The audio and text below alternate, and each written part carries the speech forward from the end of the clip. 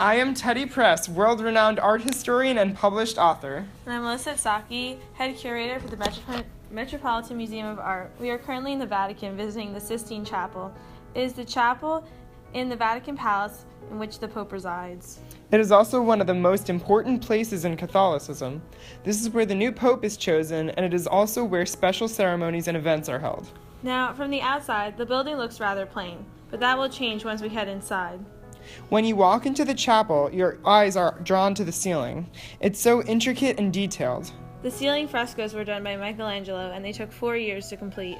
He was commissioned by Pope Julius II to complete the frescoes. However, Michelangelo considered himself a sculptor, not a painter. The Sistine Chapel had went through recent renovation, and the Pope wanted the original painting on the ceiling to be replaced. However, this is not what Michelangelo was originally asked to paint. That's right. Michelangelo was originally asked to paint a geometric pattern with the apostles as decoration. Instead, he proposed the Old Testament scenes currently on the vault. Now here we have a diagram of the ceiling frescoes. The light blue pictures are those of the ancestors of Jesus. Lavender scenes depict the salvation of the Jewish people. The orange and pink are pictures of the prophets and the Sibyls.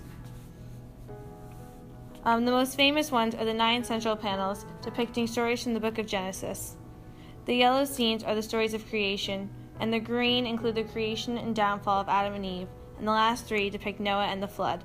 Let's take a closer look at some of these panels.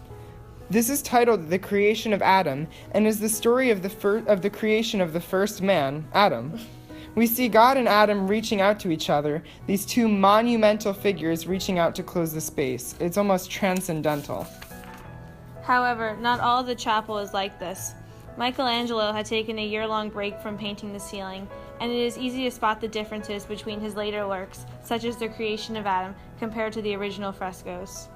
You can see this easily when comparing to the Deluge, one of the earlier frescoes he completed. It is the story of the Great Flood where God drowned the earth, but spared Noah and those on the ark. There are multiple stories within the fresco, using water as separation. It also contains dozens of complex and detailed figures and objects, and from far away, they are more difficult to see. This is very different compared to some of his later works, such as the Libyan Sibyl. A Sibyl was a woman in ancient times who could foretell the future and give prophecies of a god. But this is a great example of how his later paintings constrained more simple subjects, all the while giving them a larger presence. One more thing we notice on the ceiling is the columns that separate the frescoes. These are all actually fake architectural pieces that were painted by Michelangelo to look like borders. They look so real, though, as if they were part of the vaulted ceiling.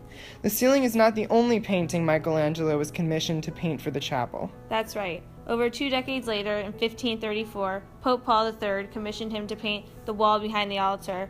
This is the Last Judgment, and it is a sight to see. Now, this is where the Pope would give Mass from. So imagine sitting in a church service with this as the backdrop. It took him around 8 years to complete it. You could imagine people probably watching the Master at work if they ever got bored during Mass. It is composed of over 300 figures in an infinite variety of poses and fills the wall to the edges. Despite its density, if you look closer, you can see it is clearly organized into tiers and quadrants with small subgroups and pairings. We have seen this story told before in other church art, such as the Last Judgment tympanum at St. Foy. It has Jesus as the focal point. In this part, you will see the souls will go to heaven, and on the other, those who are damned to go to hell. To this day, these paintings are some of the best known artworks in the world. Many painters would later learn and be inspired by these paintings. Also, it recently went through a cleaning. This has brought to light his mastery, use of colors, and use of chiaroscuro. This cleaning has restored the beauty of the building from the time of Michelangelo to transport us back to the Italian Renaissance. Thank you for listening, and we'll see you next time.